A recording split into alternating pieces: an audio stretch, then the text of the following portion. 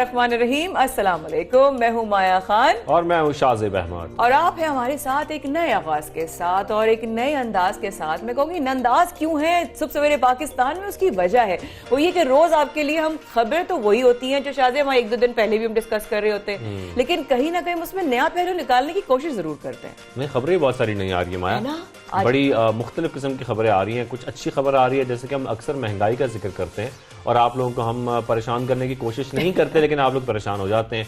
लेकिन हम आज सुबह नामे के आगाज में आपको ये बता दें कि पेट्रोल महंगा नहीं हो रहा, जो कि बहुत अच्छी खबर है सबके लिए। शुक्र। कल ही हम ये बात कर रहे थे कि ये इंकशाफ है और डर भी है कि कहीं अगर प्राइसेस बढ़ गई पेट्रोल की तो क्या होगा, कैसे लोग करेंगे। फिर यू सेट के महंगाई इतनी हो गई है, वैसे बेरोजगारी इतनी है, अगर प्राइसेस फ्यूल की भी बढ़ गई तो लोगों के लिए और फ्रस्ट्रेशन बढ़ जाएगी। और फिर फ्यूल ऐसी चीज है ना कि उससे फिर हर प्राइस जो है वो लिंक्ड है, वो फिर हर चीज की कीमत बढ़ जाती है। लोगों को दफ्तर जाना, स्कूल जाना, कारोबार करना, कितने जो सर्विसेज डिलीवरी वगैरह के काम है वो करना, गाड़ियों का मतलब बेसिकली पूरी जिंदगी जो है वो उस पर पूरी इफेक्ट हो जाती है। But then again it's a good news कि फ्यूल प्राइसेस नहीं बढ़े, लेकिन फिर भी मैं बहुत खुश हूँ। मैं थोड़ी देर बाद बताऊंगी तो खबर यह है कि वज़ीर-ए-आज़म ने ओगरा की पेट्रोलियम कीमतें बढ़ाने की समरी मुस्तरद कर दी है और ओगरा ने पेट्रोल 10 रुपए 27 पैसे और हाई स्पीड डीजल 13 रुपए 39 पैसे फी लीटर महंगा करने की तजवीज़ दी थी, जो कि अब वज़ीर-ए-आज़म पाकिस्तान इमरान खान की जानिब से मुस्तरद कर दी गई है। साथ वज़ीर-ए-आज़म पाकिस्तान इमरान खान ने यह भी कहा है कि अवाम पर महंगाई का बोझ नहीं डालना चाहते, बल्कि हुकूमत इस बढ़ती हुई कीमत का बोझ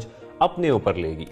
वेल देन अगेन अवाम यही चाहती है कि इस तरीके से कहीं बैलेंस आए, कहीं तरीके से कहीं मैनेज करना है शाज़ेब, बिकॉज देखिए नया महीने का आगाज है 2022 का फरवरी, आज यकम जो है फरवरी का दिन है। एक इंसान कहता है चलो नया मंथ शुरू हो रहा है, लेकिन लोगों के ऊपर ना इस वक्त बड़े खर्चे, तनख्वाहें, फीस, बिल्स, बेसिक्स जो उनको हर महीने उनको देना ही देना है, मैनेज करना ही करना है, वो उनको पता नहीं होता कि अगला महीना कैसे मैनेज होगा। बिल्कुल ऐसा है। और जैसे कि हम जिक्र भी कर रहे थे, कल भी गुज़िश्ता रोज़ हमने बात की थी महंगाई में जिस तरीके से जो अशिया ज़रूरी है उसकी कीमतों में भी इजाफा हुआ है।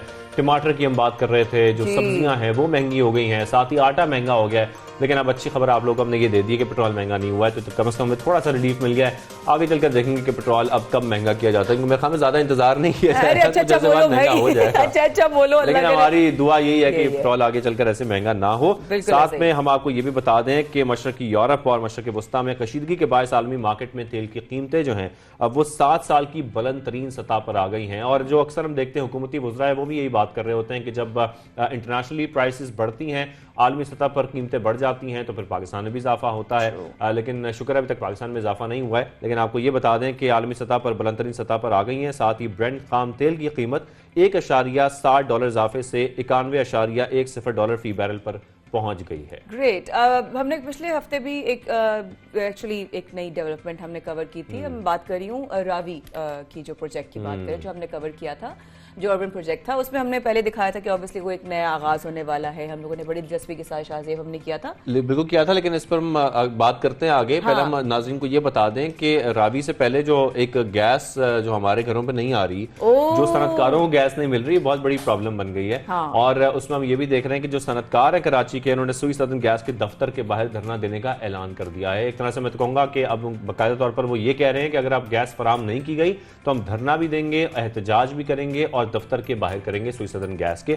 जैसा कि सनतकार हैं जुबैर मोतीवाला, वो ये कह रहे हैं कि गैस के मसाइल की जिम्मेदारी हुकूमत पर है और मसले के हल के लिए 48 घंटे का हम टाइम दे रहे हैं। अगर 48 घंटे में सनतकारों को गैस की फराहमी जो है वो यकीनी ना बनाई गई तो एहतजाज किया जाएगा, जो कि 48 घंटे अब शुरू हो चुके हैं। वो बिल्कुल शुरू हो चुके हैं। अल्लाह खैर करे, अल्लाह खैर करे। और अब हम बात कर सकते हैं रावी वाली, क्योंकि मैं इस प्रोजेक्ट को लेके एक्साइटेड हो जाती हूँ, फिर मैंने देखा अच्छा इसमें स्टॉप आ गया, कहती सारी खबरें छोड़ दो, पहले हम रावी की बात करें। क्योंकि जब भी कोई चीज कंस्ट्रक्टिव होती है ना शायद वी गेट एक्साइटेड ना, कुछ भी मुल्क में नया हो रहा है, अच्छा हो रहा है, हमेशा खुश हो जाते हैं कि चलो कुछ नया देखने में आया, अच्छा होगा, ये किस तरीके से आगे बढ़ेगा। ग्रीनरी भी वहां पर जाहिर है, पंजाब की क्या बात है। और अगर बात करें इस प्रोजेक्ट की तो फिर हमने उसको अगले ही हफ्ते हमें पता चला कि जी उस पर लाहौर हाई कोर्ट ने जो है उसको स्टे दे दिया है, उस प्रोजेक्ट को रोक दिया गया है।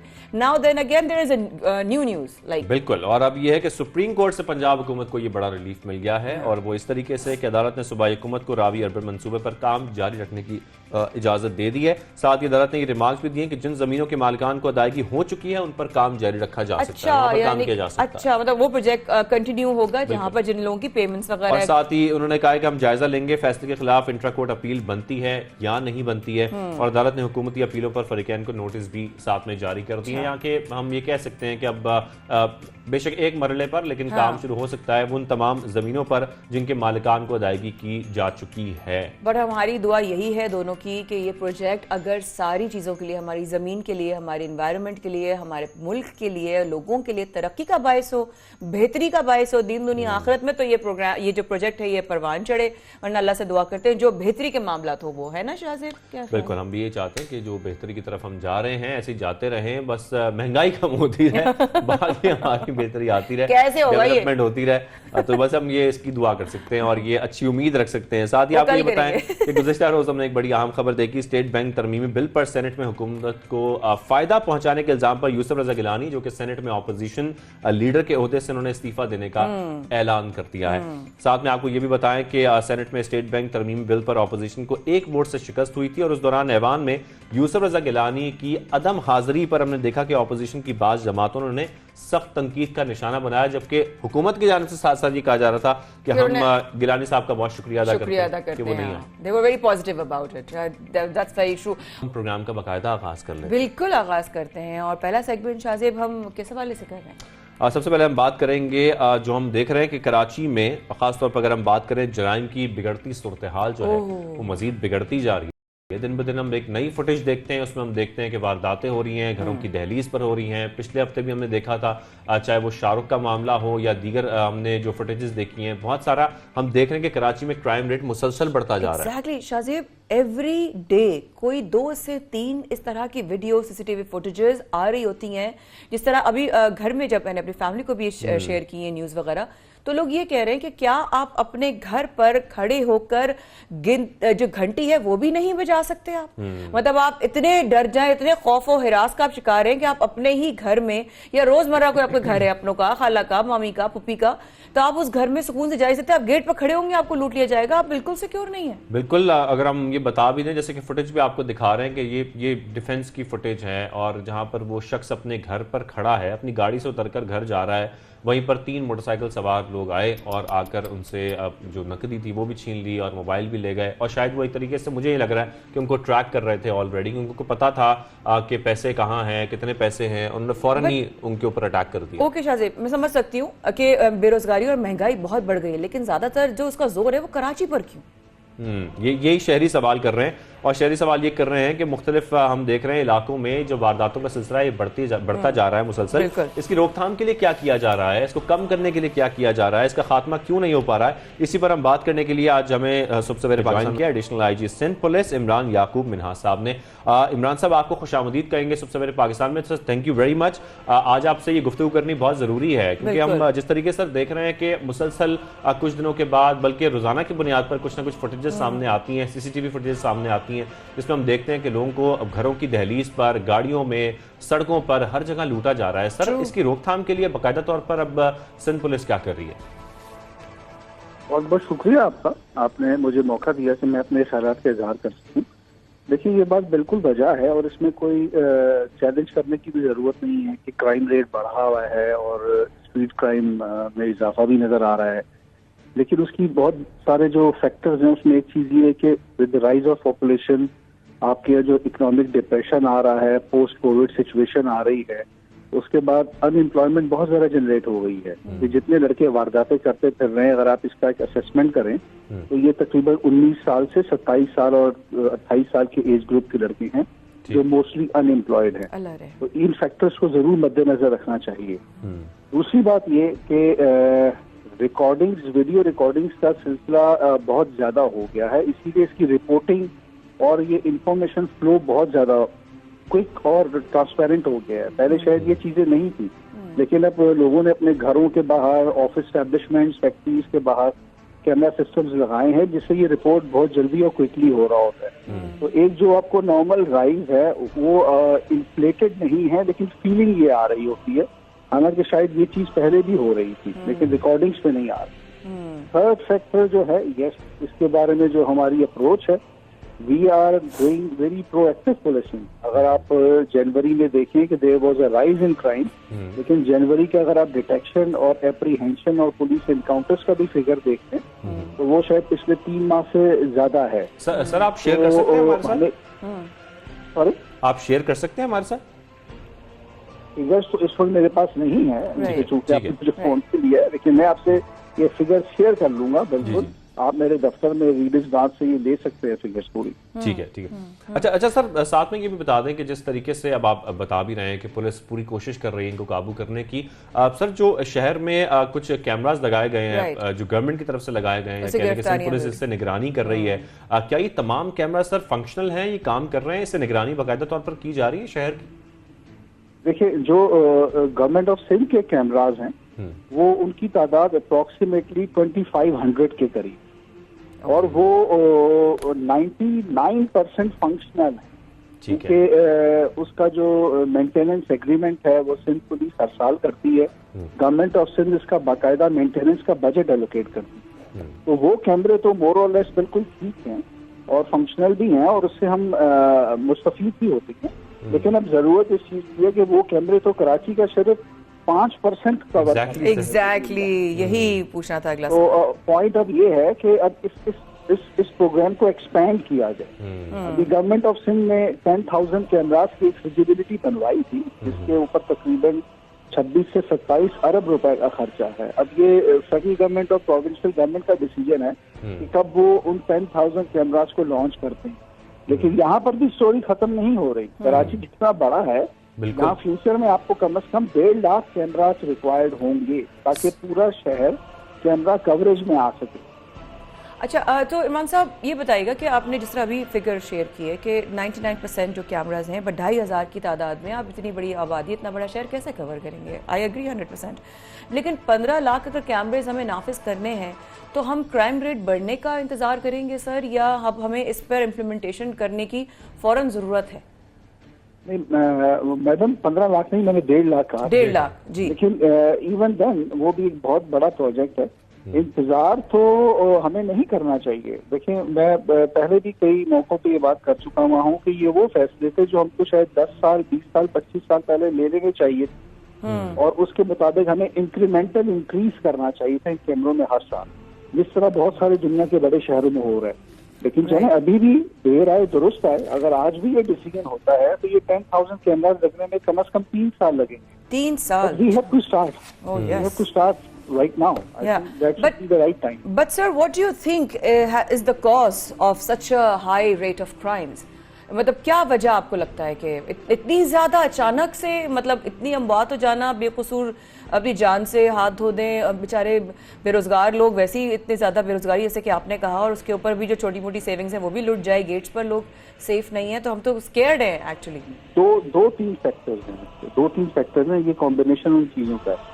एक तो कन्विक्शंस हमारे यहाँ बहुत कम है, अरेस्ट बहुत ज्यादा होती है लेकिन कन्विक्शंस कम है। कन्विक्शंस कम होने से वो जो एक फियर ऑफ लॉ है वो लोगों के जहनों में नहीं रहता। और दूसरा, आप ये देखें कि कुछ और फैक्टर्स होते हैं। फ्रस्ट्रेशन इन द सोसाइटी है, अनएम्प्लॉयमेंट है, एक जो आपका मॉरल वैल्यूज का डिके है, ये तमाम चीजें कंट्रीब्यूट करती हैं राइज इन क्राइम। हमको एज ए नेशन वो प्रोग्राम्स भी लॉन्च करने पड़ेंगे जो इन प्रॉब्लम्स और इश्यूज को एड्रेस कर रहे हैं। आपकी एजुकेशन इंप्रूव होनी चाहिए, there has to be an employment plan, एक इकोनॉमिक पॉलिसी, इकोनॉमिक प्लान, ताकि आप जो लोअर मिडिल क्लास और गरीब लोगों के बच्चे हैं उनको इंसेंटिव तो दे।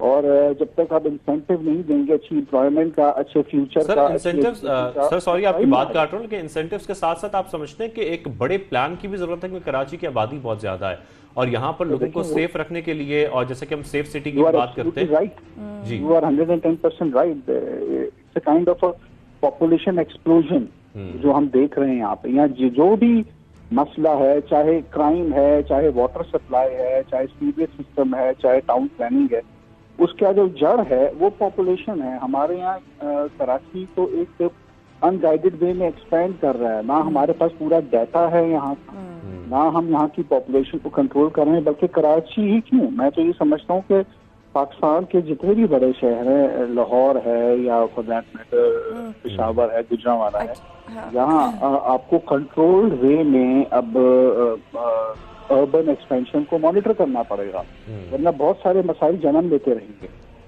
राइट अच्छा सर, ऑब्वियसली क्योंकि खौफ हिरास बढ़ चुका है, क्राइम भी बढ़ रहा है, आपने वजह भी बताई, बहुत सारी चीज़ें हैं। आपने कहा कि फेयर ऑफ लॉ जो है, इस फेयर ऑफ लॉ को मतलब लोगों को क्या यकीन है कि इंसाफ मिलता नहीं है, या चोरों को यकीन है हम पकड़े नहीं जाएंगे? दोनों चीजें, it's a combination of both. और हमें इन पूरे क्रिमिनल जस्टिस सिस्टम को, जिसमें पुलिस बहुत इंपॉर्टेंट कंपोनेंट है, अपनी अपनी परफॉर्मेंस इंप्रूव करने की बहुत ज्यादा जरूरत है। हमें जरूरत है कि हम अपनी अरेस्ट के साथ साथ जो एविडेंस कलेक्शन है उसको इंप्रूव करें और केसेस को प्रॉपर वे में कोर्ट्स में लीड करें और जुडिशरी उन केसेस के ऊपर क्विक ट्रायल करके उनको पनिशमेंट्स दे। यही इसका तरीका है, इसमें शॉर्टकट कोई नहीं। अच्छा इमरान साहब, आखिर में ये बता दें कि आपको क्या लगता है कि पुलिस एहलकारों की जो तनख्वाहें हैं उनकी ड्यूटी के हिसाब से वो बिल्कुल ठीक है? नहीं सर, आइडियल सिचुएशन तो शायद कहीं पर भी एग्जिस्ट नहीं करती। हम एक थर्ड वर्ल्ड कंट्री हैं, हमारे इकोनॉमिक कंस्ट्रेंट्स हैं, like any other government department. Police के मुलाजमीन की सैलरीज भी कम है, लेकिन पुलिस वालों के जो वर्किंग आवर्स हैं वो बहुत ज्यादा होते हैं। और लेकिन चूंकि वी आर गवर्नमेंट सर्वेंट्स, हम काम तो करते रहते हैं। बिल्कुल, जिसके लिए हम बहुत शुक्रगुजार हैं। पॉलिसी मेकिंग लेवल के डिसीजन हैं जो कि रिक्वायर्ड। बट प्लीज सर, बड़ी हम्बल रिक्वेस्ट है, please do take serious and severe actions, because crime rate बढ़ रहा है and we can not lose any more lives and hard earned blood money. So thank you additional IG Sindh police Imran Yaqoob इनासा हमारे साथ मौजूद है। Thank you very much, आपने शोमे में ज्वाइन किया, इन तमाम मामलात पर बात की, खासतौर पर कराची पर जहाँ पर हम क्राइम रेट बढ़ता हुआ देख रहे हैं, इस पर बात करना बहुत ज़रूरी है। और हम सबको अपने आप को भी थोड़ा सा अब कोशिश करनी पड़ेगी। अगर हुकूमत के पास वो तमाम वसाइल नहीं है या हुकूमत अभी सब कुछ नहीं कर पा रही, तो हमें थोड़ी सी एहतियात ज़्यादा करनी पड़ेगी मेरे ख्याल में। और तो हमारे पास कोई हल है नहीं, तो जो एक पॉसिबल रास्ता है वो इख्तियार किया जा सकता है। तो अब हम आगे बढ़ते हैं अगले सेगमेंट की तरफ और बात करते हैं, एक सर्वे किया गया है इन्फ्लेशन के ऊपर, उस पर बात करेंगे, क्योंकि हम देख रहे होते हैं कि महंगाई बढ़ती जा रही है। हैरान कुन इदाद-ओ-शुमार सामने आ रहे हैं सर्वे के मुताबिक, जो आपके साथ हम शेयर करते हैं। प्लस कंसल्टेंट के नए सर्वे के मुताबिक तकरीबन हर पाकिस्तानी महंगाई का शिकार हुआ है। एब्सोल्युटली शाहजेब, क्योंकि अभी हमने प्रोग्राम के आगाज़ में महंगाई की बात की, अब जो इमरान साहब आए उन्होंने भी यही बात की कि बेरोजगारी बढ़ चुकी है, फ्रस्ट्रेशन बढ़ चुकी है। तो इस सर्वे में शाहजेब कौन कौन कहाँ से कैसे क्या सर्वे था? इसमें खैर हम सबसे पहले आपको ये बता दें कि 99% पाकिस्तानियों के मुताबिक गुज़िश्ता 3 माह में महंगाई में बेहद इजाफा हुआ है, बहुत ज्यादा इजाफा हुआ है। साथ ही पता चला है कि 54% पाकिस्तानियों ने 1 या 2 माह में महंगाई में कमी आने के वज़ीर आज़म के बयान पर यकीन करने से इनकार कर दिया है। तो इस सर्वे के मुताबिक क्या क्या कुछ सामने आया है, इसी पर बात करने के लिए हमें chief executive plus consultant Kashif साहब ने ज्वाइन किया है, उनसे बात करेंगे। काशिफ साहब, आपको खुशामदीद कहेंगे। सर, सबसे पहले तो बताइएगा ये कितने फीसद महंगाई बढ़ी है गुज़िश्ता 3 माह में, आपके दादोशुमार क्या बता रहे हैं सर्वे के? देखिए जी, हम तो राय अम्मा मालूम करते हैं और हमारी राय अम्मा के मुताबिक हम चीज़ें चलते हैं। फीसद के हिसाब से महंगाई जो बढ़ना, ये तो ब्यूरो ऑफ स्टैटिस्टिक्स और इकोनॉमिस्ट का काम है। हमारा काम तो राय अम्मा मालूम करना है। तो राय अम्मा के अंदर जब हम जाते हैं और ये मालूम करने की कोशिश करते हैं कि पिछले 3 महीने के अंदर महंगाई बढ़ी है या कम हुई है, तो तकरीबन हर एक आदमी ऐसा ही कहता है कि महंगाई जो है बढ़ी है। इसके अंदर एक अहम सवाल जो है वो हमने ये पूछा कि ये बताइए कि 2021 जो गुज़िश्ता साल था उसके अंदर आपको खुशखबरी क्या मिली। तो तकरीबन कोई 62% लोगों ने कहा कि हमें कोई ऐसी खुशखबरी नहीं मिली जिसको हम बयान कर सकें। और अगर कोई चीज़ बयान कर सकते थे तो जो चीज़ उन्होंने कहा पाकिस्तान के क्रिकेट का जीतना कोई 6 से 7% थे, इसके अलावा कुछ लोग नहीं थे। लेकिन जब हमने ये पूछा कि आप ये बताएं कि पाकिस्तान को 2021 के अंदर सबसे बुरी खबर क्या थी, तो लोगों ने सबसे बुरी खबर जो थी वो महंगाई बताई और स्कूल कॉलेजेस का क्लोजर बताया उसके अंदर। अच्छा, इसी तरह जो है वो हमने उनसे ये सवाल ये पूछा कि ये बताइए कि आपके जो एक्सपेंसेस हैं, जो भी आपकी आमदनी है, उस आमदनी के अंदर आपके एक्सपेंसेस पूरे हो जाते हैं? क्योंकि जाहिर बात है एक बड़ा अहम मसला है ये कि आपके एक्सपेंसेस जो है वो पूरे हो रहे हैं कि नहीं हो रहे घरेलू उसके अंदर। अच्छा, ये हमारी जो रिसर्च है, ये एक ट्रैकिंग रिसर्च है जो 3 महीने बाद हम कर रहे हैं। हमारा ये जो रिसर्च हम करते हैं 3 महीने के बाद करते हैं, हम सर्वे रिलीज करते हैं। अच्छा। तो अक्टूबर में कोई 68% लोग ये कह रहे थे कि हमारे एक्सपेंसेस पूरे होते थे, और इस दफा 72% लोग कह रहे हैं, 72%, यानी कोई 4% लोग बढ़ ही रहे हैं। तो एक अगला सवाल ये होता है कि अगर अखराजात नहीं पूरे हो रहे होते तो आप क्या कर रहे होते हैं। तो उसके अंदर तकरीबन कोई 45% लोग ये कहते हैं कि वो कोई पार्ट टाइम उन्होंने काम करना शुरू किया, एक्स्ट्रा काम करना शुरू कर दिया है। कुछ ने जो है वो ये वाली बात बताई कि उन्होंने कुछ अपने एक्सपेंसेस कम कर दिए हैं। और हाँ, और एक और चीज़ ये है कि उसके अंदर जो है वो हर महीने कुछ ना कुछ कर्जा लेना पड़ता है। अच्छा, ये जो कर्जा होता है ये जो है बुनियादी तौर पे लोअर सोशल इकोनॉमिक क्लास का फिनोमेना है। अच्छा जब वो एक दफा किसी इसके अंदर आ जाते हैं, उधार के अंदर आ जाते हैं, तो फिर वो हर महीने जो है वो किसी मतलब एक साइकिल के अंदर ही फंस जाते हैं और वो जो है वो फिर से निकल नहीं पाते हैं। अभी आप उससे पहले आप कोई बात कर रहे थे जी आप अमन अमान की सूरत हाल में बात कर रहे थे शायद गालिबन। देखिए उसके अंदर एक बड़ा रोल जो होता है, जब इकोनॉमिक क्राइसिस होता है तो लॉ एंड ऑर्डर की सिचुएशन पैदा हो जाती है, उसके साथ डायरेक्ट रिलेटेड है। तो अगर जो भी कोई महंगाई की इस वक्त मौजूद है तो अल्लाह ताला उसे जल्द अज जल्द कंट्रोल करने की कोशिश करे, हुकूमत स्टेप्स ले, लेकिन ये कि इसकी वजह से लोगों के हालत जो है वो काफ़ी प्रॉब्लम में लोग काफी प्रॉब्लम है। आपने बड़ी जबरदस्त बात की साहब कि एक दफा इंसान महंगाई होता है और फिर जब सैलरीज नहीं आती और लोगों की इनकम जो अफेक्ट होती है फिर वो जाते हैं उधार की तरफ, और जब एक दफा आपने उधार ले लिया वो कैसा दलदल है कि आप उसमें गए और वो आप धंसते ही चले जाएंगे। अब जब ये आपने बड़ी इंटरेस्टिंग आपने जो सर्वेज अभी शेयर किए, आप हर 3 मंथ्स के बात करते हैं, will be waiting for the next 3 month survey, but क्या लगता है आपको कि अवाम का जो है वज़ीर आज़म इमरान खान के ऊपर ट्रस्ट लेवल कम हो गया है? Because like you said 62% people said कि हमें कोई खुशखबरी नहीं मिली। जी देखिए इसमें दो चीज़ें हैं। एक, हम जब हुकूमत की कारकर्दगी के बारे में पूछते हैं और जब हुकूमत होती है तो उनके बनजुमला उनके बुजुर्ग भी उसके अंदर शामिल होते हैं और हुकूमत पूरी की पूरी शामिल होती है, सिर्फ एक आदमी नहीं होता। तो जब हुकूमत के बारे में मालूम करते हैं तो जुलाई में तो सेटिस्फेक्शन लेवल इनका आप ये टेस्टिंग समझिए कि 51% था, लेकिन जब अक्टूबर में एक महंगाई का तूफान आया तो हुकूमत के साथ डिससेटिस्फेक्शन जो है वो 72 पे चला गया, जो अब कंपैरेटिवली माइनर गिर के तकरीबन कोई 69 पे आया है। लेकिन इसी चीज को जब आप ये पूछते हैं कि वज़ीर आज़म इमरान खान की कारकर्दगी से आप किस हद तक मुतमईन हैं और एक फर्द की कारकर्दगी के बारे में मालूम करते हैं तो डिससेटिस्फेक्शन लेवल वो नहीं आता जो हुकूमत की कारकर्दगी का आता है। हुकूमत की कारकर्दगी का अगर 69% था तो यहाँ पे इमरान खान की परफॉर्मेंस है 41% है। और ऐसे लोग जो कि इन बिटवीन है, यानी तजब्जुब की दुनिया में ना ये कह पा रहे हैं कि बहुत बुरा है और ना ये कह पा रहे हैं कि बहुत अच्छा है, इनकी तादाद बढ़ते बढ़ते तकरीबन कोई 39% हो गई है, जो कि जुलाई के अंदर जस्ट 22% थी, फिर 29% हुई और इस वक्त जो है वो तकरीबन कोई 39% है। जबकि इनके साथ कंप्लीट सेटिस्फेक्शन का रेशो भी जो है वो पहले जी 20% था, 18%। यहाँ पर ये भी बताइएगा इमरान खान के साथ तो किया है, इसमें ये बड़ा इंपॉर्टेंट होता है कि आप लोगों का सैंपल क्या था, आप लोगों ने किन अफराद की राय ली है, उसमें किस एज के लोग शामिल थे, किन शहरों से लोग शामिल थे, इस बारे से जरा तफसीलात शेयर कीजिएगा। ये किस तरीके से सर्वे किया गया था? जी शुक्रिया। ये असल में आप समझ लें कि ये हम 18 से लेके 60 साल तक के लोगों के तकरीबन इंटरव्यूज़ करते हैं और ये टेलीफोनिक इंटरव्यूज़ होते हैं जो पूरे पाकिस्तान के 60 से ज़ायद शहरों के अंदर होते हैं और इसके अंदर मर्द और औरत की तकसीम भी होती है, हर किस्म की सोशल इकोनॉमिक क्लास भी आती है और इसमें हर सूबे का एक ना एक रेशो है आबादी का। मिसाल के तौर पे पाकिस्तान की आबादी में अगर पंजाब 50 to 52% है तो हमारे सर्वे के अंदर भी पंजाब 50 to 52% ही होना चाहिए, उससे कुछ थोड़ा बहुत प्लस माइनस होना चाहिए। अगर जो है वो सिंध 23% है तो हमारे सर्वे में भी सिंध जो है वो 23% ही होना चाहिए।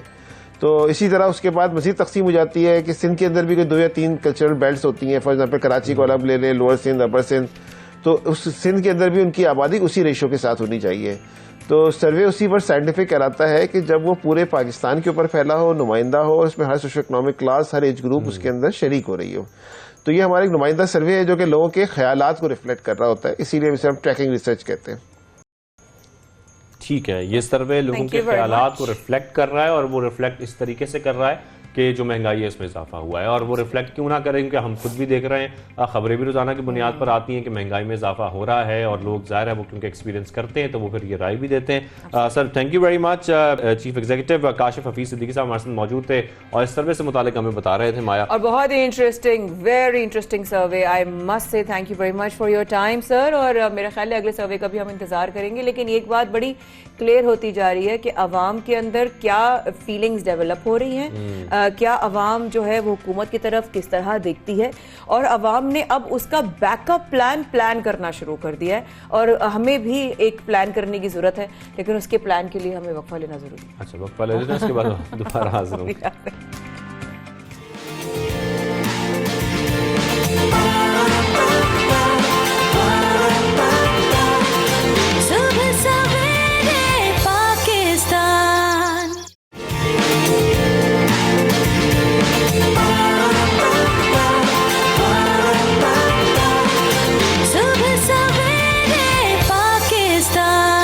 किसी की खिदमात हैं जिनको सराहना बहुत ज़रूरी है, उनको सलाम पेश करना बहुत ज़रूरी है, और हम देखते हैं कि बर वक्त इलाज की सहूलत मिलना किसी नेमत से कम नहीं है। जहाँ बेरोज़गारी हो, जहाँ इतने मुल्क में मसाइल हों, इतनी महंगाई हो, उसमें अगर आपको मुफ्त इलाज मिले, सेहत की अच्छी सहूलियात मिले, एक ऐसा अस्पताल मिले जहाँ पर आपको ये तमाम चीज़ें मैसर हों, तो इससे बड़ी नेमत कोई नहीं हो सकती। और इसी तरह हम जिक्र कर रहे हैं कराची का इंडस अस्पताल इंसानियत की खिदमत के लिए बेमिसाल किरदार अदा कर रहा है। माया, आपको पता है शाहज़ेब, जब इंडस हॉस्पिटल की बुनियाद रखी जा रही थी, उस वक्त मैं एक दूसरे चैनल में एक मॉर्निंग शो करती थी, और मेरी एक जनरल फिजिशियन थी जो कि कह रही थी कि ना मुझे एक इदारा बन रहा है जो कि लोगों की ना हेल्प के लिए बन रहा है और इसमें मुफ्त इलाज होगा।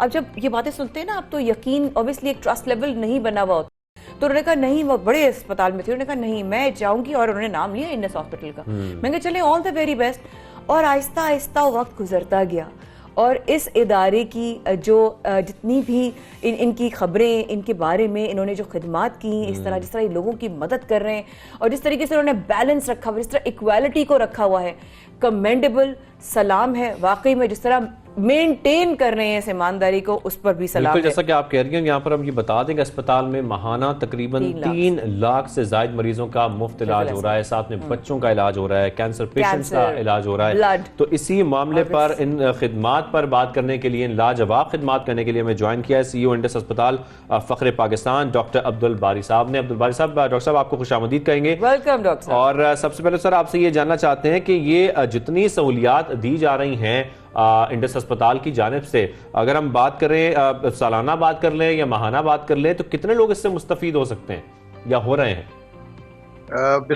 बिस्मिल्लाहिर्रहमानिर्रहीम, बहुत शुक्रिया जी। पूरा नेटवर्क जो है, अब क्योंकि अब वो Indus hospital and health network हो चुका है, इसमें तकरीबन 4.5 लाख मरीज माहाना मुस्तफीज होते हैं।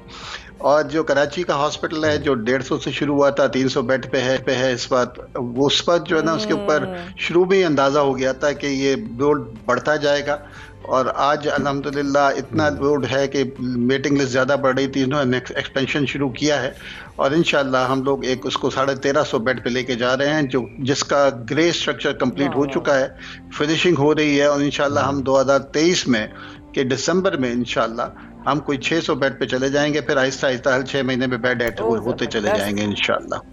जबरदस्त। अच्छा डॉक्टर साहब, एक बार फिर बहुत शुक्रिया आपसे। चामिर ने कहा नई बिल्डिंग बनने जा रही है, उसके बारे में ज़रा बताइएगा, उसमें क्या फैसिलिटीज़ होंगी? आप जब बता रहे हैं एक्सपेंड करेंगे, हमारे 600 बेड्स इंशाल्लाह और हो जाएंगे, और इसके अलावा और किस चीज़ पे ज़्यादा फोकस होगा नई बिल्डिंग में? देखिए, हमारा जो अभी इस वक्त जो है ना, हम न्यूरो साइंसेस के ऊपर काम नहीं हो रहा, और बड़ों के कैंसर के ऊपर काम नहीं हो रहा, इसके अलावा बाकी सब कुछ है।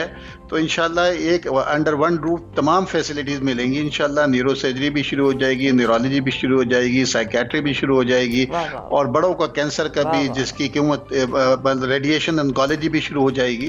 तो एक इंशाल्लाह उसके अलावा जो है ना, जो मेजर चैलेंज हम लोगों का आता है वो ह्यूमन रिसोर्स का आता है।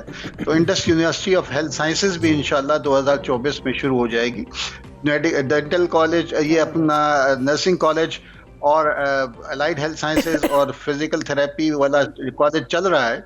इंशाल्लाह मेडिकल कॉलेज भी शुरू हो जाएगा, और डेंटल कॉलेज भी हो जाएगा, पब्लिक हेल्थ का स्कूल भी शुरू हो जाएगा।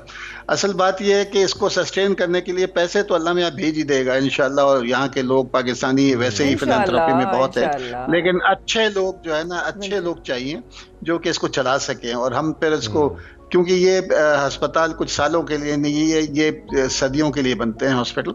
इंशाल्लाह ये एक निज़ाम बनेगा, और इंशाल्लाह उम्मीद है कि हम अपनी ज़िंदगी में जो है ना एक सेहतमंद खुशहाल पाकिस्तान देखेंगे इंशाल्लाह। इंशाल्लाह सर साथ में ये भी बताएगा कि कोविड के दिनों में हमने देखा, पेंडेमिक में देखा कि बहुत चैलेंजेस आए तमाम अस्पतालों पर, खासतौर पर इंडस हॉस्पिटल पर भी।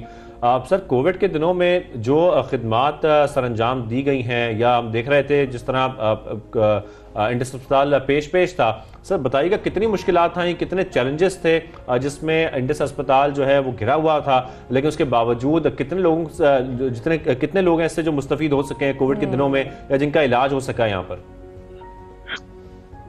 जी कि डेफिनेटली एक चैलेंज था, और पाकिस्तानी कौम जो है ना, जो क्राइसिस में बड़ा अच्छा एग्जीक्यूट करती है, और अल्लाह करे कि भी हम नॉर्मल हालात में भी वैसे ही रहें जैसे कि हम क्राइसिस में करते हैं।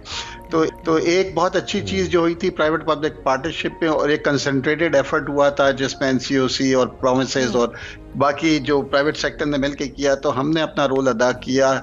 अल्हम्दुलिल्लाह हमारी लैब में कोई तकरीबन 2500 टेस्ट की कैपेसिटी पर डे की है।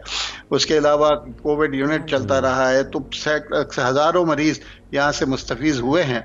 और इसके अलावा रिसर्च हमने क्लिनिकल ट्रायल्स में जो है ना, अपने वैक्सीन्स की ट्रायल में हिस्सा लिया, दवाइयों के लिए लिया, और एक बहुत अच्छा निज़ाम बन गया, और एक कोऑर्डिनेशन तमाम हॉस्पिटल्स में हो गई, और मेरी दुआ है कि ये कोऑर्डिनेशन आइंदा भी चलती रहे इंशाल्लाह। अच्छा डॉक्टर साहब, आपने कहा कि हमें अल्लाह ताला डेफिनेटली पैसे तो आ ही जाएंगे, वो तो इंतजाम अल्लाह ताला ने गैब से कर दिया। जहां इंडस की शुरुआत हुई थी, कैसे हुई, हम सब ने देखा। ये बताइएगा, आपने कहा अच्छे लोगों की ज़रूरत है, उसको थोड़ा सा और स्पेसिफाई कर सकते हैं, ताकि अगर कोई आपकी तरफ बढ़ना चाहे, आगे आना चाहे, तो आपसे कैसे रब्ता करे, और किस तरह के लोगों की आपको ज़रूरत है? देखें, बात यह है कि जो एक होती है, हम हमेशा कहते हैं तालीम व तरबियत, तो मेरे नज़र में जो है ना, इसको तालीम व तरबियत नहीं, तरबियत और तालीम होनी चाहिए। पहले तरबियत हो, फिर तालीम तो आ ही जाएगी। तो पैशन जो है ना, लोगों के अंदर पैशन, एथिक्स, ये पढ़ाना ज़रूरी है। और हमारे जो यहाँ से लोग गुजरेंगे इंशाल्लाह, और जो अपने जो रोल मॉडल्स हैं यहाँ पर, मेरी टीम अल्हम्दुलिल्लाह, मैं अपने आप को खुशकिस्मत तरीन CEO समझता हूँ कि इतने अच्छे लोग मेरे पास हैं कि, और बाकी भी इंशाल्लाह वैसे ही डेवलप होते जाएंगे, तो ये सस्टेन करता रहेगा, इंशाल्लाह चलता रहेगा ये। अच्छा सर साथ में ये बताएगा कि कोरंगी में भी अस्पताल की नई बिल्डिंग बन रही है, उससे मुतालिक सर क्या डिटेल्स हैं, काम कहाँ तक पहुँचा है, उसमें क्या सहूलियात होंगी जो लोगों को मैसर होंगी? देखिए, ये हमारा तकरीबन समझे कि जो अल्टीमेटली 1350 बेड का है, लेकिन इसमें प्रोविज़न ये है कि हम 1800 बेड तक जा सकते हैं। तो उसमें तमाम सहूलियात मौजूद होंगी, जैसे मैंने कहा रेडिएशन भी, रेडियोथेरेपी भी शुरू हो जाएगी यहाँ पर, न्यूरो साइंसेज भी शुरू हो जाएगी, न्यूरोलॉजी, न्यूरो सर्जरी है, साइकेट्री है, कार्डियक सर्जरी है, कार्डियोलॉजी, इनकी सबकी, और स्कोप बढ़ता चला जाएगा। क्योंकि हमारे पास अभी मेजर चैलेंज ये है कि मेरे पास इमरजेंसी में कोई तकरीबन 1200 मरीज आते हैं, उसमें से 200 मरीज ऐसे होते हैं जिनको एडमिशन चाहिए होता है, और इस वक्त मेरे पास कोई 30-35 बेड खाली होते हैं, और मेरा दिल रोज उसमें रोता है कि जी हम बाकी 170 को हम सपोर्ट नहीं कर सकते क्योंकि बेड नहीं है। तो बस मेरी दुआ है, और लोगों से वो भी है, रिक्वेस्ट भी है कि जितना हिस्सा डाल सकते हैं, जितना जल्दी डाल सकते हैं, ताकि हम उसको जल्द अज जल्द इस तकलीफ दे अमल से बच सकें कि जी हम लोगों को वापस कहीं और रेफर करते हैं। अच्छा, जाहिर है हम देख रहे हैं इंडस हॉस्पिटल कोरंगी में है, और इस तरह के लेकिन और भी इलाके हैं जहाँ पर मैं कहती हूँ अब लोग तो इंडस तक पहुँच जाते हैं, और एक वक्त था कि लोगों को बताना पड़ता था कि इस तरह का वाकई में लोगों को यकीन नहीं आता था कि इस तरह का वाकई में कोई फलाही काम करने वाला कोई इदारा है, और यह ईमानदारी के साथ फ़राइज़ की अदायगी कर रहा है। लेकिन और भी इलाके हैं जहाँ पर आप लोगों की ज़रूरत है, उसके हवाले से कभी कोई प्लान, कोई फ्यूचर गोल्स? देखिए, अभी सूरत हाल ये है कि हम जो है ना, कोई पूरे पाकिस्तान में 13 हॉस्पिटल चला रहे हैं, जिसमें कोई 8 गवर्नमेंट के हॉस्पिटल्स हैं जो प्राइवेट पब्लिक पार्टनरशिप पे चला रहे हैं। बदीन में है, मुल्तान में है, मुजफ्फरगढ़ में है, लाहौर में है, और हमारे प्राइमरी हेल्थ के प्रोग्राम कोई 51 डिस्ट्रिक्ट में चल रहे हैं। लाहौर में हमारा 600 बेड का हॉस्पिटल का स्ट्रक्चर तैयार हो चुका है, और अल्हम्दुलिल्लाह पिछले जुमे को हमने 100 बेड ऑपरेशनल कर दिया, इन बेड शुरू कर दिए हैं, और इंशाल्लाह 2023 तक हमारी कोशिश ये है कि हम दिसंबर तक इसको 300 पे ले जाएं, और फिर 25 तक इसको 600 पे पूरा करके उसको मुकम्मल कर दें। फिर ये है कि अरे वाह, थर वाह, में भी जबरदस्त। एक हॉस्पिटल शुरू होने वाला है इंशाल्लाह। Sindh Engro coal mine company के साथ कोलैबोरेशन में थर फाउंडेशन के साथ मिलकर हम कर रहे हैं। तो 100 बेड का इंशाल्लाह शुरू करेंगे। उसके बाद ये अल्टीमेटली 200 पे 100 चला बेड, जाएगा। माशाल्लाह। और भी जी इंशाल्लाह। सियालकोट में भी एक वहां पर लोग कर रहे हैं। तो जरूरत तो आपको पता है बहुत है, लेकिन हम एक ऐसा निज़ाम बेशक। प्रिवेंटिव साइड पे ज्यादा काम करना चाहते हैं कि लोगों प्रिवेंट, वो कहते हैं ना course। एहतियात जो बेहतर है उससे। तो हम उस पे उस इलाज से नहज बेहतर पे जा बेशक रहे हैं और ऐसे। कम्युनिटी के अंदर जा रहे हैं, इलाज से बेहतर है। तो ये सारी चीजें है। इस तरीके से हमारे आप लोगों से दुआ की, दवा की, सब चीज की जरूरत है जी। डॉक्टर साहब, हमने राजनपुर के बारे में सुना है, वहाँ पर किसी शिप पर भी कोई ऐसा अस्पताल कायम किया गया है जो मूवेबल है, और कुछ इस तरह की डिटेल्स हमारे पास आई थी। जी, मैं जी, चाहूँगा कि आप इस पर हमारी रहनुमाई फरमाएं, इस हवाले से ज़रा बताइएगा प्लीज़। असल में ये जो राजनपुर के इलाके में, ये कच्चे का इलाका है जहाँ पर आपको पता है कि जी एक्सेस सिक्योरिटी एजेंसीज का भी नहीं था। वहाँ पर लोगों ने लोगों को जमीनी रास्ते से किसी बड़ी जगह में पहुँचने में 8-9 घंटे लगते थे। तो हमने इंडस रिवर के ऊपर एक बोट क्लिनिक शुरू की नवंबर के अंदर। और वो जो है ना, अल्हम्दुलिल्लाह वो उस इलाके के लोगों ने पहली दफा डॉक्टर की शक्ल देखी थी। अब वो ये 4 जगह डॉक करती है। अब इसके अलावा हमने अभी एक नई, इसी महीने हमने एक बोट एम्बुलेंस भी की है, क्योंकि ये जो बोट होती है इसकी तो बारिश होती है, इसकी स्पीड स्लो होती है। तो वहाँ पर कोई ऐसा मरीज हो जिसको क्रिटिकल हो, उसको हमको अब हॉस्पिटल मूव करना है, तो उसके लिए बोट एम्बुलेंस अभी इस महीने शुरू हो गई है। तो अब इंशाल्लाह ऐसे कोई मरीज जिनको ज़रूरत होगी तो फौरी उनको वहाँ से मूव करके किसी अस्पताल पहुँचा के, जो हमारा ही हॉस्पिटल है वहाँ पर, हम उसके अंदर उसको जो ट्रीटमेंट दे सकते हैं, उसकी जान बचाई जा सकती है। और इसको हम एक्सटेंड करना चाह रहे हैं ये कोस्टल एरिया ऑफ सिंध में और कोस्टल एरिया ऑफ बलूचिस्तान के अंदर इंशाल्लाह। ब्यूटीफुल ब्यूटीफुल जर्नी एंड दुआएं हैं कि इंडस की ये जर्नी ग्रो करती रहे। जैसे कि आपने कहा, ये सिर्फ कुछ दिनों का, कुछ सालों का प्रोजेक्ट नहीं है, ये सदियों का प्रोजेक्ट है। और हमारी दुआ है कि इस सदियों का प्रोजेक्ट हो और नस्ल दर नस्ल लोग इस इदारे से और इस इदारे तक पहुंच सकें हर तरह से। Thank you so much doctor साहब, हमारे साथ शामिल थे इंडस हॉस्पिटल के सीईओ। आपके वक्त का बेहद शुक्रिया शाहजेब। सच ए ब्यूटीफुल जर्नी ना। बिल्कुल, जिस तरीके से वो अब बता रहे थे, जो खिदमात अंजाम दी जा रही है इंडस हॉस्पिटल की जानिब से, और जिस तरह एक्सपैंड किया जा रहा है हॉस्पिटल्स को, मेरे ख्याल में ये वाकई काबिल तारीफ है। साथ में जैसे कि बोर्ड के बारे में बता रहे थे कच्चे के इलाके में, कि वहाँ पर क्योंकि एक्सेस नहीं है, उन्होंने कभी डॉक्टर की शक्ल तक नहीं देखी है, तो उनके लिए एम्बुलेंस वहाँ पर होना या वहाँ पर एक बोर्ड की शक्ल में एक अस्पताल छोटा सा बना देना, ये मेरे ख्याल में वाकई एक उनके लिए बहुत बड़ा स्टेप है जो वहाँ के लोग हैं। अग्रीड। पहली दफा डॉक्टर की शक्ल देखना, सोचिए अभी हमें कितना आगे बढ़ने की जरूरत है। रहिएगा हमारे साथ, छोटे से वक्फे के बाद अभी हाजिर होते हैं शाहजेब अहमद और माया खान।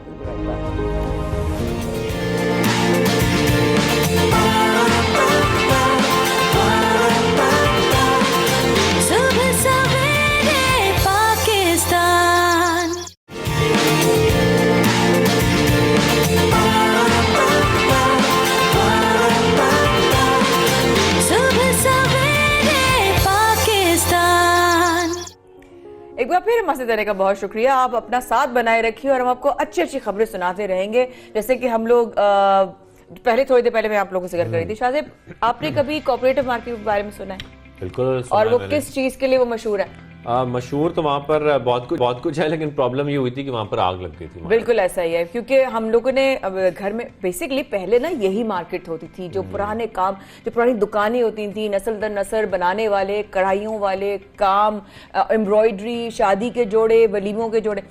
मुझे इसलिए याद है कि बचपन में हमारी अम्मा जो है वो शादियों की, जिसके मतलब बरी के सूट बन रहे हैं, तो वो खानदान के पूरी चढ़ाइयाँ हो रही हैं, तो कहते हैं ये भी चढ़ानी है, वो भी चढ़ाना है, यूं भी दुपट्टा भी, तो चादर भी, तो सूट भी, वो सब कुछ जो है वो कोऑपरेटिव जनाब कराची कोऑपरेटिव मार्केट की मैं समझती हूँ एक बहुत बड़ी हमारे साथ एक साथ रहा। But unfortunately light Q set के उसमें आग लग गई। कुछ अर्सा कबल वहाँ पर आतिशबाजी हुई, जिसमें हमने देखा कि तमाम दुकानें जल गई, लोगों का सामान जल गया।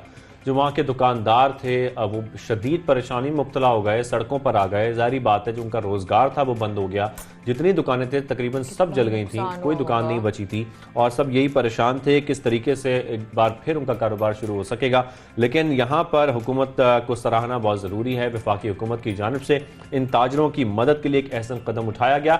उस पूरी कोऑपरेटिव मार्केट को दोबारा से बनाया गया है। एक एक दुकान को वहाँ पर पेंट से लेके, मैं देख रहा था गमले भी बकायदा तौर पर रखे गए थे और बहुत प्यारी बहुत तरीके से उन्होंने इसको पूरा दोबारा से डेवलप किया है और अब ये बाकायदा तौर पर इसका इफ्तिताह भी हो गया है और इसको बहाल कर दिया गया है। तमाम दुकानें बहाल हो गई हैं, यहाँ तक कि जो अब वहाँ के जितने दुकानदार हैं जो कारोबार वहाँ पर करते हैं वो एक बार फिर अपने कारोबार का आगाज कर चुके हैं। अल्लाह ताला उनके कारोबार में बरकत भी अता करे और कोऑपरेटिव जो मार्केट है उसको और भी तरक्की हो और ये बहुत बड़ी मार्केट और बन जाए दोबारा से, जैसे कि हमने बचपन में हमेशा से देखा। तो आज हमारे साथ शाज़ेब सदर कोऑपरेटिव मार्केट मोहम्मद फिरोज साहब मौजूद। बिल्कुल, मोहम्मद फिरोज साहब कर चुके हैं। Sir thank you very much. और सबसे पहले सर आपसे ये जानना चाहते हैं कि हम देख रहे हैं कोऑपरेटिव मार्केट को जिस तरीके से वहाँ पर इसको एक बार फिर डेवलप किया गया है और बहाल की गई हैं दुकानें वहाँ पर सारी। सर साथ में ये बताइएगा कि अब ये देखने में तो बहुत अच्छी लग रही हैं, आप हुकूमत की इस काविश को कैसे देखते हैं? देखिए जी, बात यह है कि इसमें जहाँ तक हुकूमत की काविश की आप बात कर रहे हैं तो ये खालिसतन जो है ये हमारे सदर के इलाके के जो MNA आफ्ताब हुसैन सिद्दीकी साहब हैं और MPA खुर्रम शेर जमान जिनका कि PTI से ताल्लुक़ है, इन्होंने आके जब आग लगी थी तो मार्केट का दौरा किया और दौरा करने के बाद इन्होंने हमारे मामलात को देखा, दुकानदारों से मिले और जो उस वक्त हमारा परेशानी का आलम था उसको मद्देनज़र रखते हुए इन्होंने उस वक्त हमसे ये वायदा किया था कि हम इंशाअल्लाह आपकी मार्केट को इस हद तक कर देंगे कि आप लोग दुकानों में अंदर दाखिल होकर अपना कारोबार कर सकें।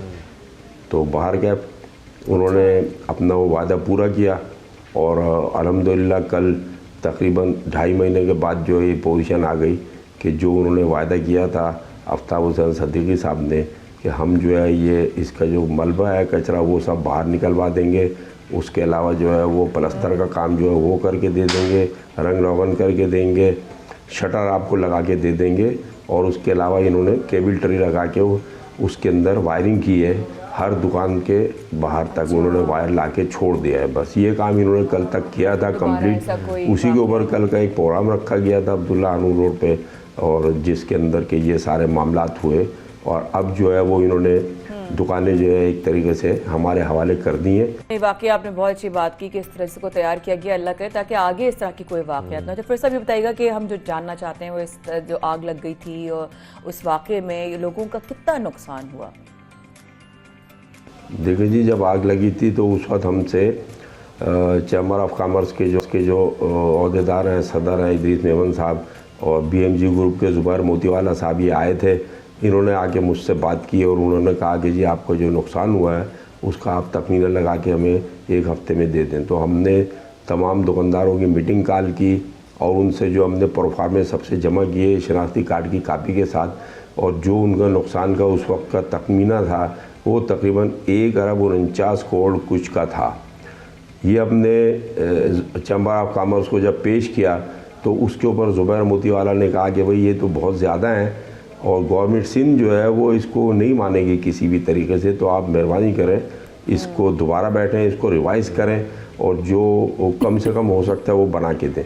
हमने दोबारा फिर सब दुकानदारों की मीटिंग कॉल की और उनसे रिक्वेस्ट की कि भाई आप जो है जो आपका फर्नीचर जल गया या आपने जो कर्ज़ा देना है लोगों का वो इसमें से मिना करें और उसके अलावा जो टोटल लॉस हुआ है जिसमें तकरीबन 3.5 से 4 करोड़ रुपए कैश थे दुकानदारों के, कुछ लोग अपने पास कमेटियाँ डालते हैं, कुछ लोग हफ्ते का दिन था उनका होलसेल का काम था वो रिकवरी करते थे, उनका पैसा दुकानों में रखा हुआ था, तकरीबन 3.5-4 करोड़ रुपए कैश जल गया। और उसके अलावा फिर जो माल था दुकानों के अंदर उसका तखमीना जो हमने लगाया वो 92 करोड़ रुपए का उसका दोबारा जो है हमने एसेस करके उसका तखमीना लगाया और तकरीबन वो कोई 1.5-2 महीने हो गए जो हमने चैम्बर ऑफ कॉमर्स के सुपुर्द कर दिया और बकौल चैम्बर ऑफ कॉमर्स के कि वो उन्होंने CM तक जो है वो हमारा जो लॉस था जो हमने उनको बना के दिया था वो उन्होंने पहुंचा दिया है और उनका यही वायदा है हमारे साथ कि इंशाल्लाह अनकरीब जो है वो आपकी मीटिंग करा देंगे सीएम हाउस में, और कुछ न कुछ जो भी होगा इंशाल्लाह वो कंपनसेशन हमको दे। सर यहाँ पर जैसा कि आप जिक्र भी कर रहे हैं काफ़ी नुकसान भी हुआ है, ये भी बता दें कि यहाँ पर दुकानें कितनी हैं, और साथ में जो यहाँ के ताजिर हैं उनका नुकसान जैसे कि आप बता भी रहे हैं, कितने ताजिरों का यहाँ से रोजगार जुड़ा है, इस मार्केट से वाबस्ता है? देखिए जी, मार्केट में ये सूरत हाल है कि ग्राउंड फ्लोर के ऊपर जो है वो 400 दुकानें, और उसके अलावा फर्स्ट फ्लोर के ऊपर भी तकरीबन कोई 60-70 दुकानें थीं जो अफेक्ट हुई थी। ग्राउंड फ्लोर के ऊपर तो तकरीबन समझ लें कि 90% दुकानें जल गई थी, जो जल के राख हो गई थी बिल्कुल, उसमें कुछ भी नहीं बचा था।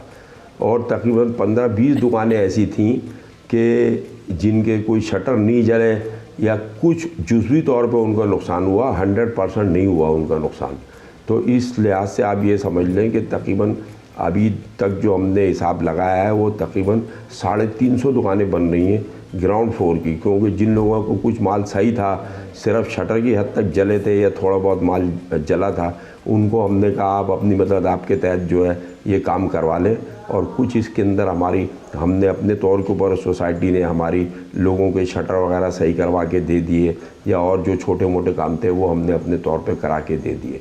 लेकिन अभी भी ये समझ लें कि 350 दुकानदार ऐसे हैं जो डायरेक्ट इससे मुतासिर हैं, और जब तक गवर्नमेंट सिंध इसके अंदर कोई हमारे साथ कोई कंपनसेशन हमें नहीं करती और पैसे नहीं देती, तो ये समझ लें कि फ़िलहाल ऐसा है कि हमें सिर्फ दुकानें बन के मिल गई हैं और शटर लगा दिए गए, बाकी अंदर जाने के लिए दुकानदारों के पास पैसे नहीं है कि दुकानों के अंदर जाएं, फर्नीचर बनवाएं या दुकानों में माल डालें। क्योंकि आजकल महंगाई के हिसाब से ये समझ लें कि कम से कम 5 लाख रुपए का एक दुकानदार का फर्नीचर बन रहा है, उसमें उसने वायरिंग का काम भी कराना है, वो आगे काउंटर लगवाने हैं, या जो भी उसकी कुर्सियाँ स्टूल वगैरह ये सारे रखेगा, तो कम से कम 5 लाख रुपए बता रहा हूँ, वरना तो 10 लाख रुपए का भी फर्नीचर बन रहा है। तो हमने तो दुकानदारों से यही रिक्वेस्ट की है कि भाई देखें, अगर सिंध गवर्नमेंट को कंपनसेशन हमें देती है तो उसके अंदर आप मेहरबानी करें, कम से कम पैसों के अंदर अपना फर्नीचर बनवाएं और ज़्यादा तवज्जो दें माल के ऊपर। अच्छा जनाब, ये ज़रूर बताइएगा साथ साथ कि इस मार्केट में कितने सेक्शंस हैं, सेक्शंस के बारे में ज़रूर बताइएगा, और कौन सा हिस्सा आप बताइएगा सबसे ज़्यादा मुतासर हुआ है? कपड़ा मार्केट 3 पोर्शन है, एक इलेक्ट्रॉनिक का है हमारी मार्केट में, एक कपड़े का पोर्शन है और एक दूल्हा पैकेज का है। तो इसमें ये समझ लें इलेक्ट्रॉनिक वालों के जो सामान है वो एक बैटरी 35 हज़ार रुपये की बैटरी, और छोटे छोटे आइटम है, बहुत कॉस्टली है। ऐसे ही कपड़े वालों का भी ये है कि कपड़े जो है इस वक्त बहुत महंगा है कपड़ा है, कि दुकान के अंदर 70-80 लाख रुपए का माल था कपड़े वालों का, तो वो तो उनका माल ही जल गया है। जो अभी कर्जा देना है वो तो इससे हट के है जो हमने कर्जा देना है। तो इस वक्त हमारे साथ जो सबसे बड़ी परेशानी है वो यही है कि हमको जो दुकानों में माल डालना है, फर्नीचर बनवाना है, लोगों के पैसे देने, वो उसके लिए हमको पैसा चाहिए सिंध गवर्नमेंट से। तो सिंध गवर्नमेंट से आपके तरफ से मेरी अपील है, मुर्तज़ा वहाब साहब भी आए थे, उन्होंने भी आके एक दिन विज़िट किया, दूसरे दिन भी आए थे, उन्होंने कहा कि मैं इंशाल्लाह फिरोज़ भाई आपके साथ बैठूंगा और आपके इन मामलात को देखेंगे, इंशाल्लाह जितने जल्दी हो सका हम आपको कंपनसेशन दिलवाएंगे। लेकिन उसके बाद इत्तेफाक है वो मसरूफ़ हो गए या उन्हें टाइम नहीं मिला, तो उसके बाद कोई नुमाइंदा हमारे पास नहीं आया सिंध गवर्नमेंट के। लेकिन बहरहाल चैम्बर ऑफ कॉमर्स के थ्रू जो है वो हमारे मामला सिंध गवर्नमेंट से चल रहे हैं, और हमें उम्मीद है इंशाल्लाह कि कोई ना कुछ हमारा इसका हल निकलेगा इंशाल्लाह। बिल्कुल बिल्कुल, हम उम्मीद करते हैं कोई रास्ता निकला है आप लोगों का, ये भी जितने ताजिर है जिनका नुकसान हुआ है वो नुकसान का ज़ाला भी किया जा सके। सर बहुत शुक्रिया, मोहम्मद फ़ेरोज़ साहब हमारे साथ मौजूद थे और इस हवाले से हमें बता रहे थे कि वहाँ पर कितनी दुकानों को नुकसान पहुँचा, किस तरीके से वहाँ पर नुकसान जो है वो उठाया गया, और उसके बाद जब दोबारा से इस पूरी मार्केट को डेवलप किया गया है, दोबारा से इसको बहाल किया गया है, उसके बाद भी जो मुश्किलात हैं वो ये हैं कि वहाँ पर दुकानें तो बन गई हैं, पेंट भी हो गया, सब कुछ तैयार हो गया, लेकिन सामान जो जला था माया वो सामान भी तो वापस लाना पड़ेगा। ऑब्वियसली एक इतना बड़ा सवालिया निशान है ना कि क्या होगा, बहुत नुकसान हो गया। उन्होंने कहा इस तरह छोटी छोटी चीजें जिनकी कीमतें बहुत ज्यादा होती हैं, बहुत महंगी होती हैं, कॉस्टली होती हैं। साहब ने अब ये भी इंपॉर्टेंट है कि अब इसमें बाकायदा तौर पर अगर आग लगती है तो उसके लिए जो सेफ्टी प्रिकॉशंस हैं वो इस बिल्डिंग में लिए जाए ताकि दोबारा से कभी कोई ऐसा वाकया पेश ना आए। तो बहरहाल कोऑपरेटिव विभाग की हम दोनों की तरफ से यही दुआएं हैं कि सही कहा उन्होंने, कपड़ा बहुत महंगा हो गया, लेकिन दुआ ये है कि सही तरीके से वो मार्केट दोबारा से बहाल हो जाए। अब चलते हैं, एक बहादुरी की कहानी आपसे शेयर करते हैं और एक ऐसी लड़की के बारे में बताएंगे जिसको हमारी टीम कहती है भाई इसका नाम जो है ना ब्रेव है, ब्रेव आमना है ये।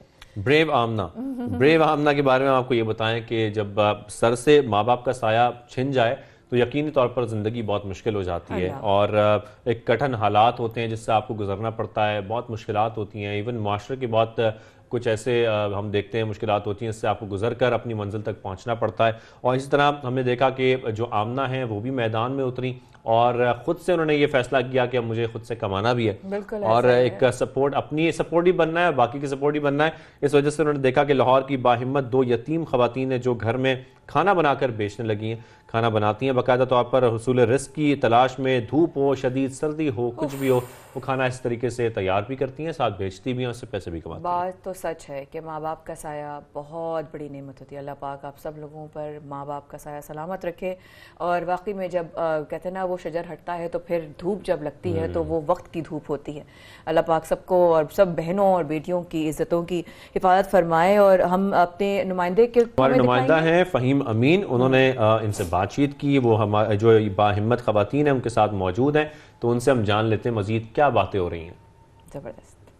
जिस वक्त मैं कैवलरी ग्राउंड के इलाके में मौजूद हूँ जहाँ पर 13 साला आमना ने अपनी बहन के साथ मिलकर एक होममेड फूड का ठेला लगाया है। थोड़ा सा आमना से भी इस हवाले से बात करते हैं कि उनके पास यहाँ पर लोगों को फ़रोख्त करने के लिए क्या क्या है और क्या हालात हैं जिसकी वजह से उन्हें यहाँ पर आना पड़ा। कब से आप ये काम कर रही हैं और कब से यहाँ पर आ रही हैं, थोड़ा सा बताइएगा। मुझे तो 6 माह हो गए, आप भी मुझसे भी पहले की आ रही है। पकौड़े हैं मेरे पास और ये दाल चावल है, ये दाल है और ये चावल है हमारे पास, ये देख लेंगे, ये चावल है।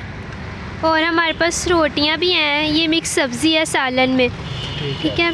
और ये चने चाट है। इतनी तालीम हासिल की है, घर में कौन कौन है और क्या हालात बने कि आपको अपनी बहन के साथ यहाँ पर आना पड़ा? स्कूल की तो मैंने सिर्फ 3 ही पढ़ी हैं और उसके बाद कुरान पाक हिफ्ज़ किया और अब आगे इंशाल्लाह आलिमा बनूंगी। क्या चाहिए आप लोगों को कि इसको मज़ीद बेहतर किया जा सके? दुकान वगैरह हो जाए या फिर कोई बड़ी रेडी वगैरह जिसमें हम लोग ये कर ले। तो ये छोटी सी है टेबल, इस पर बड़ी मुश्किल होती है और वहाँ से आने जाने में बड़ी मुश्किल होती है। हमारे साथ आमना की बहन भी यहाँ पर मौजूद है, उनसे कुछ जानते हैं। आप बताइएगा कि कैसा जा रहा है, क्या ज़रूरत है आप लोगों को और किस वजह से यहाँ पर आना पड़ा आप लोगों को? ये काम ज़रूरत है, इनको पढ़ाना है, मेरा बेटा भी है, बहन भाई भी हैं, बच्चे ही हैं ये। मैंने कभी किसी को नहीं बोला, नहीं, मैं सबको यही कहती मेरे बच्चे हैं। हमारे मम्मा पापा नहीं है, मम्मा पापा मेरे की डेथ हुई है, तो हम लोगों ने मजबूरी है, किराए पे रहते हैं, गरीब है, 10,000 रुपया घर का किराया देना होता है, फिर बिजली का बिल, फिर ये परेशानियां हैं, ऊपर से कोई कमाने वाला नहीं है, हम खुद ही कमाते हैं। अच्छा, कोई ऐसी चीज़ जिसकी आपको ज़रूरत हो, कोई ज़ाहिर बात है आप चाहते होंगे इसको थोड़ा सा बेहतर कर लिया जाए इतनी गर्मी में, सर्दी में, और आज सर्दी भी काफ़ी ज़्यादा है, तो आप लोग कुछ इस तरह की किसी मुखैर हजरात से या हुकूमत से कोई आपको कोई रेडी का बंदोबस्त कर दिया? हम लोग जैसे देखे बारिश पड़ रही, हमारे पास कुछ नहीं है, हमने ये लगाई है फ्लैक्स बारिश के लिए। हुकूमत से कहा, पहले भी इंटरव्यू बना के लेके गए हैं, कह रहे आपके घर तक CM वाले पहुंचे हैं, उन्होंने हमसे बात की है, अभी तक कुछ नहीं हुआ, रिपोर्ट आगे बना के भेज दी है। अच्छा, बिल्कुल जी, आप यहाँ पे देख सकते हैं कि अपनी मदद आपके तहत इन दोनों बहनों की जानिब से एक छोटा सा ठेला लगाया गया है और कोशिश ये की जा रही है कि अपना जो पेट है, अपने जो अखराजात हैं उनको जो है वो पूरा किया जा सके। और इस हवाले से ये जो चीज़ें हैं, ये स्टॉल एक अच्छी काविश है और साथ ही साथ उनका ये भी कहना है कि अगर मुखैर हजरात की जानिब से या हुकूमत की जानिब से कोई यहाँ पर कोई उन्हें ऐसा बंदोबस्त कर दिया जाए, कोई बड़ी रेडी ले दी जाए या कोई छोटी सी दुकान का बंदोबस्त हो जाए, तो वो इज़्ज़त के साथ गर्मी सर्दी में जो है वहाँ पर रख कर अपना कारोबार कर सके। जी ठीक है, आपका बहुत शुक्रिया। हमने आपकी मुलाकात करवा दी इन बाहिम्मत खवातीन से, लेकिन खातून एक और भी हैं जिनसे आपकी मुलाकात करवानी है जो कि बहुत मुनफरिद काम कर रही हैं। हमारे डांस तो आपने बहुत तरह के सुने होंगे और मेरी भी एक टीचर हैं जो बहुत बड़ा नाम है, वो भी पाकिस्तान का, निखत चौधरी की बात कर रही हूँ। तो डांस आपने अलग तरह के सुने होंगे, लेकिन वो वाली बात कि आपने सभी सोचा भी है शाहज़ेब कि क्रिकेट के जो स्टेप्स होते हैं, लाइक यू नो आप बैटिंग कर रहे हो या बॉलिंग कर रहे हो या आप फील्डिंग कर रहे हो, वो भी जो है वो डांस स्टेप्स हैं और उसको क्रिक कथा का नाम दे दिया जाए। क्या बात है? यानी कि बात हम कर रहे हैं लाहौर के कथक डांस ट्रेनर उज़मा ने क्रिक कथा के नाम से एक वीडियो जारी की है जिसमें बल्लेबाज और बॉलर्स के हर एक्शन, यानी कि जो भी वो एक्शन करते हैं, चाहे वो बॉलर का एक्शन है या फील्डर का है या बैट्समैन का है जिसको बैटर कहते हैं, क्या बात तो है? अगर वो कोई भी एक्शन कर रहे हैं तो उन्हीं एक्शंस के साथ साथ जो है वो कथक डांस तैयार किया जाता है और इसको इस तरह नाम दिया गया है क्रिक कथा का। साथ में ये जो कथक के रंग हैं वो खूबसूरती से पेश किए जा रहे हैं और क्रिकेट के जरिए पेश किए जा रहे हैं, यानी कि क्रिकेट के उसके अंदर एक्शंस हैं, डांस है कथक का। लेकिन ये कैसे मुमकिन हुआ, ये आइडिया कैसे आया, इसी पर बात करने के लिए हमें उज़मा साहिबा ज्वाइन कर चुकी हैं। खुशामदीद कहेंगे आपको सबसे पहले पाकिस्तान में। वेलकम जी। उज़मा साहिबा, सबसे पहले तो ये बताइएगा ये आइडिया कैसे आया आपको कि क्रिकेट के डांस मूव्स बनने चाहिए, या क्रिकेट में जो स्टाइल है, जो स्टेप्स होते हैं, चाहे वो बॉलिंग के हों, बैटिंग के हों, उनको डांस में तब्दील करना है? देखिए जी, हम जो डांसर्स होते हैं ना, वो हर चीज़ को मेरा ख्याल है उसी तरह से देखते हैं। चाहे जो कोई एक्टर है या कोई डांसर है, तो मैं यही बता रही थी, उस दिन भी एक दोस्त के साथ बात हो रही थी कि हम चिड़िया को उड़ते हुए देख के और उसको दाना चुगते हुए देख के भी दिमाग में कोरियोग्राफी और परफॉर्मेंस और इस तरह की चीज़ें बन रही होती हैं। तो इसी तरह से जैसे आपने पूछा कि ये सिलसिला कैसे शुरू हुआ, तो मैं बॉल के साथ एक कोरियोग्राफी कर रही थी कि बच्चे हैं मेरे इर्द गिर्द और मैं बॉल के साथ खेल रही हूँ और बॉल पानी के उस पार चला जाता है और फिर बच्चों के साथ मैं पानी में उतरती हूँ और दूसरी साइड से बॉल लाती हूँ और फिर हम दोबारा से अपनी एक्टिविटी शुरू करते हैं। तो वहाँ पे Fazal Ahmed, he is a DOP और फिल्म मेकर हैं, तो उन्होंने कहा कि ये तुम क्या कर रही हो। तो मैंने उनको एक्सप्लेन किया कि मैं इस तरह से बॉल के साथ खेल रही हूँ और मेरे इर्द गिर्द बच्चे हैं, मैं इमेजिन कर रही हूँ। और इस तरह से, और वो क्रिकेट का बहुत क्रेज था और वो शुरू से चाहते थे कुछ ना कुछ करना कि मैं क्रिकेट के लिए कुछ करूँगा। तो बस वहाँ से ये बात शुरू हुई कि हम मिलके एक इस तरह की चीज़ बनाते हैं जिसमें क्रिकेट भी आ जाए और आपका डांस भी आ जाए। तो फिर हमने कथक की परफॉर्मेंस उस तरह से की, और जी बिल्कुल, और फिर उन्होंने शूट किया। कब से कर रही हैं कथक? मुझे जी वैसे तो बचपन से ही कर रहे हैं, क्योंकि मुझे बचपन से शौक था डांस का, लेकिन प्रॉपर मैंने सीखना निगत आपा से, नाहिद आपा से और पीएनसीए से। क्या बात है, आप हमारी उस्ताद भी एक ही हैं। जबरदस्त, क्या बात है, क्या बात है, जबरदस्त। तो आपने बच्चों को कब से सिखाना शुरू किया? सब कह रही है खुद तो आपने बचपन से ही आपको शौक था, फिर हमारी म्यूचुअल हमारी टीचर भी आपकी उस्तादों में हैं, तो बच्चों को कैसे आपने कब से स्टार्ट किया सिखाना? मैंने 12 साल हो गए हैं मुझे एलजीएस में भी सिखाते हुए, और इसके अलावा हमारे पास एक गांव है, मैं अस्करी में रहती हूँ और कमाहा में एक गांव है, तो मैंने एक प्रोजेक्ट बनाया कि उन बच्चों के साथ भी ये काम किया जाए और उनको पोइट्री और डांस और इस तरफ लाया जाए। तो उनके साथ भी मैंने प्रोजेक्ट्स किए और इसी तरह मुख्तलिफ गाँव में और बच्चों के साथ जाके भी वो प्रोजेक्ट्स किए। बट मुझे 12 साल हो गए हम सिखाते हुए, और सिलसिला इसी तरह से शुरू हुआ था कि निगत आपा एलजीएस में सिखा रही थी और मैं उनको असिस्ट कर रही थी, और उसके बाद जो है वो परमानेंट मैंने सिखाना शुरू किया। अच्छा उज़मा साहिबा, जैसे कि आप कथक सिखाती भी हैं, कथक डांसर हैं भी, आप लोगों की नज़र बड़ी मुख्तलिफ होती है। तो जैसा कि हम क्रिकेट का जिक्र कर रहे थे, तो यकीनी तौर पर ये डांस, ये स्टेप्स तैयार करने के लिए या ये क्रिक कथा तैयार करने के लिए आपने मैचेस देखे होंगे और आप प्लेयर्स को बहुत क्लोजली जो है वो ऑब्जर्व करती होंगी, उनको देखती होंगी। कितना वक्त लगा आपको ये जानने में या ये देखने में कि इस तरीके से मुझे स्टेप्स तैयार करने, या क्रिकेट में जब फील्डिंग की जा रही होती है, बॉलिंग होती है, बैटिंग होती है, तो इस किस्म के स्टेप्स बनते हैं?